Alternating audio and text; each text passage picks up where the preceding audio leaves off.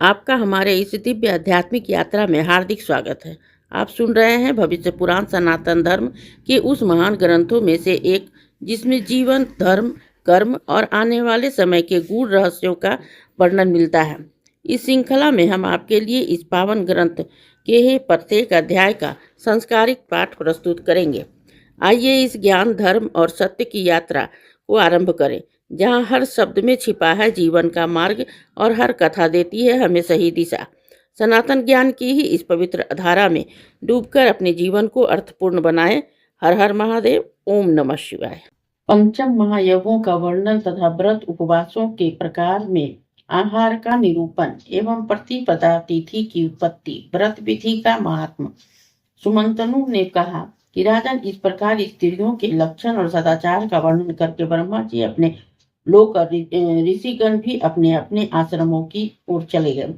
अब गृहस्थों को कैसा आचरण करना चाहिए उसे मैं बताता हूँ।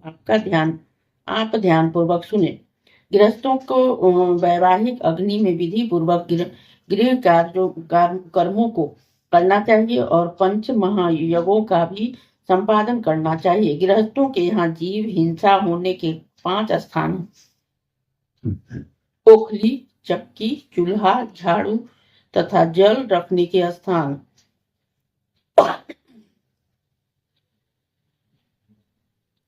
इस हिंसा दोष से ही मुक्ति पाने के लिए गृहस्थों को पंचम महायज्ञों, ब्रह्मयज्ञ, पितृयज्ञ, दैवयज्ञ, भूत यज्ञ तथा ही अतिथि यज्ञ को नित्य अवश्य करना चाहिए। अध्ययन करना और अध्यापन करना यह ब्रह्म यज्ञ है।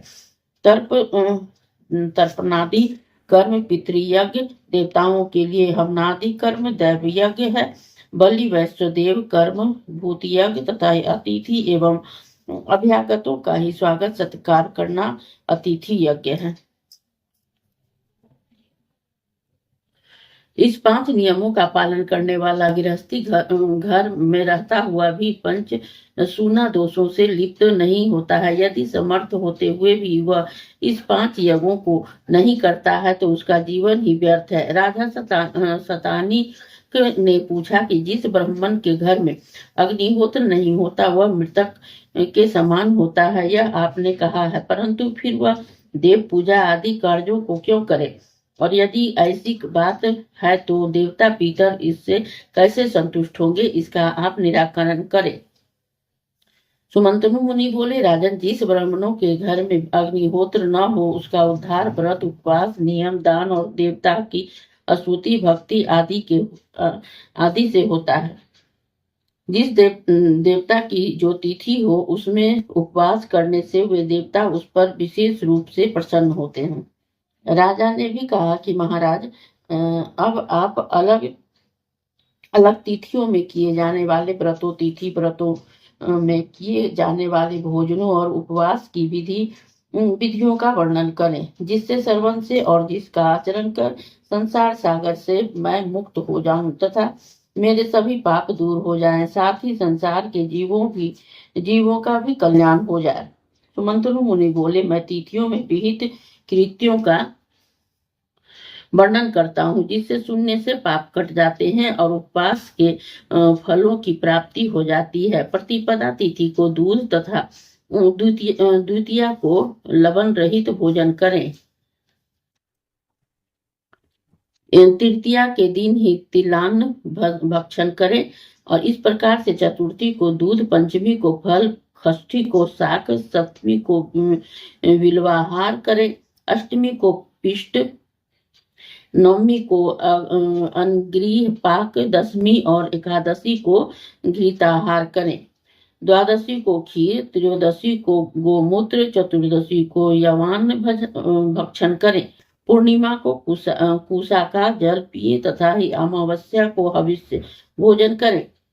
यह सब तिथि के भोजन की विधि है। इस विधि से ही जो पूरे एक पक्ष भोजन करता है वह 10 अश्वमेघ यज्ञों का फल प्राप्त करता है और मनवंतर तक ही स्वर्ग में आनंद भोगता है। यदि तिथि 4 मास तक इस विधि से भोजन करे, यदि 3-4 मास तक इस विधि से भोजन करे तो वह 100 अश्वमेघ और 100 राजस्वीय यज्ञों का फल प्राप्त करता है तथा स्वर्ग में अनेक मनवंतरों तक सुख भोग करता है। पूरे 8 महीने तक इस विधि से भोजन करे तो 1000 यज्ञों का फल पाता है और 14 मनवंतर पर्यंत स्वर्ग में वहां की सुखों का भोग करता है। इसी प्रकार यदि 1 वर्ष पर्यंत नियम पूर्वक इस भोजन विधि का पालन करता है तो वह सूर्य लोक में कई मनवंतर तक आनंद पूर्वक निवास करता है। इस उपवास विधि में चारों वर्णों तथा स्त्री पुरुषों सभी का अधिकार है। जो इस तिथि व्रतों का आरंभ अश्विनी की नवमी, माघ की सप्तमी, वैशाख की तृतीया और कार्तिक पूर्णिमा से करता है वह लंबी आयु प्राप्त कर अंत में सूर्यलोक को प्राप्त होता है। पूर्व जन्म में जिस पुरुषों ने व्रत, उपवास आदि किया, दान दिया, अनेक प्रकार के ब्राह्मणों, साधु, संतों एवं तपस्वियों को संतुष्ट किया, माता पिता और गुरु की सेवा शुश्रूषा की, विधि पूर्वक तीर्थ यात्रा की, वे पुरुष स्वर्ग में दीर्घ काल तक रहकर जब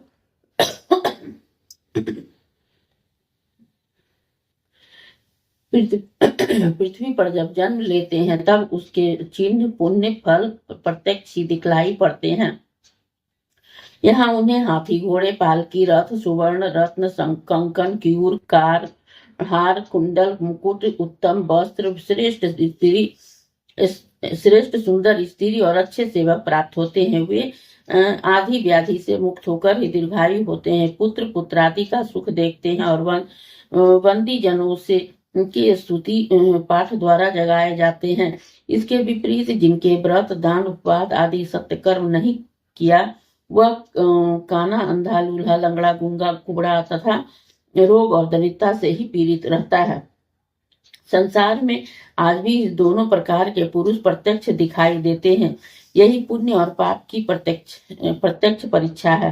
राजा ने कहा, प्रभु आपने सभी संक्षेप में तिथियों को बताया है, अब यह विस्तार से बतलाने की कृपा करें। किस देवता की किस तिथि में पूजा करनी चाहिए, व्रत आदि किस विधि से करनी चाहिए, जिनके करने से मैं पवित्र हो जाऊं और द्वंद्व रहित होकर ही यज्ञ के फलों को प्राप्त कर सकूं।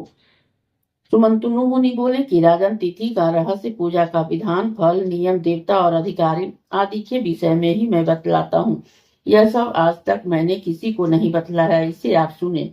सबसे पहले मैं संक्षेप में सृष्टि का ही वर्णन करता हूँ। प्रथम परमात्मा ने जल उत्पन्न कर उसमें तेज प्रविष्ट किया, उससे एक अंड उत्पन्न हुआ, उससे ब्रह्मा उत्पन्न हुए।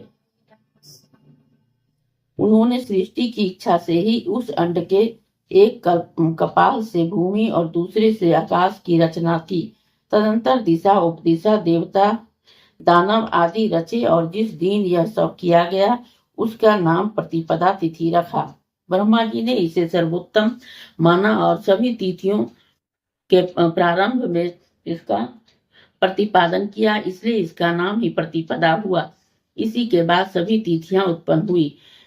अब मैं इसके उपवास विधि और नियमों का वर्णन करता हूँ। कार्तिक पूर्णिमा, माघ सप्तमी तथा वैशाख शुक्ल तृतीया से इस प्रतिपदा तिथि के नियम एवं उपवासों को विधि पूर्वक प्रारंभ करना चाहिए। यदि प्रतिपदा तिथि के नियम ग्रहण करना है तो प्रतिपदा से ही पूर्ण चतुर्दशी तिथि को भोजन के अनंतर व्रत का ही संकल्प लेना चाहिए। अमावस्या को त्रिकाल स्नान करें, भोजन न करें, गायत्री का जप करता रहें। प्रतिपदा के दिन प्रातःकाल गंध, माल्य आदि उपचारों से श्रेष्ठ ब्राह्मणों की पूजा करें और उन्हें यथाशक्ति दूध दें। बाद में ब्रह्मा जी मुझ पर प्रसन्न हो ऐसा कहें। स्वयं भी बाद में गाय का दूध पिए। इस विधि से 1 वर्ष तक व्रत कर अंत में गायत्री सहित ब्रह्मा जी का पूजन कर व्रत समाप्त करें। इस विधान से व्रत करने पर व्रती के सब पाप दूर हो जाते हैं, उसकी आत्मा शुद्ध हो जाती है। वह दिव्य शरीर धारण कर विमान में बैठकर देवलोक में देवताओं के साथ आनंद प्राप्त करता है और जब इस पृथ्वी पर सतयुग में जन्म लेता है तो 10 जन तक ही वेद विद्या का परगामी विद्वान, धनवान, दीर्घ आयुष, आरोग्यवान, अनेक भोगों से संपन्न यह करने वाला महादानी ब्राह्मण होता है।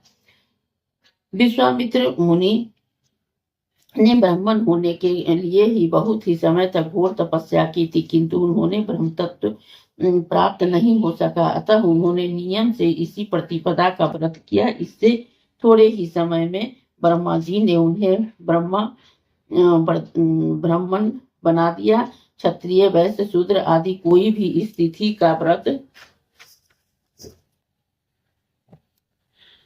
करे तो वह सब पापों से मुक्त होकर दूसरे जन्म में ही ब्राह्मण होता है। जंग, तुरुस्क, यवन, शाक आदि मलेच्छ जाति वाले भी इस व्रत के प्रभाव से ब्राह्मण हो सकते हैं। यह तिथि परम पुण्य है, कल्याण करने वाला है। जो इसके महात्म को पढ़ता अथवा सुनता है वह रिद्धि, बुद्धि और सत्कृति पाकर अंत में सदति प्राप्त करता है। इस अध्याय के श्रवण हेतु आपका हृदय से धन्यवाद। हम आशा करते हैं कि भविष्य पुराण की यह दिव्य कथा आपको आध्यात्मिक शांति, सही मार्गदर्शन और जीवन के गहन सत्य प्रदान कर रही होगी। कृपया अगले अध्याय के लिए ही हमारे साथ जुड़े रहें और अपने विचार एवं भावनाएं कमेंट के माध्यम से अवश्य साझा करें। धर्म, कर्म और ज्ञान की इस पावन यात्रा में आपका साथ हमारे लिए अत्यंत अनमोल है। हर हर महादेव। ओम नमः शिवाय। यदि यह प्रस्तुति आपको पसंद आई हो, लाइक करें, कमेंट करें, सब्सक्राइब जरूर करें, बेल आइकॉन दबाना ना भूलें ताकि अगला अध्याय आपसे छूटे नहीं। और इस पावन ज्ञान को ही शेयर करें अपने परिवार और मित्रों तक।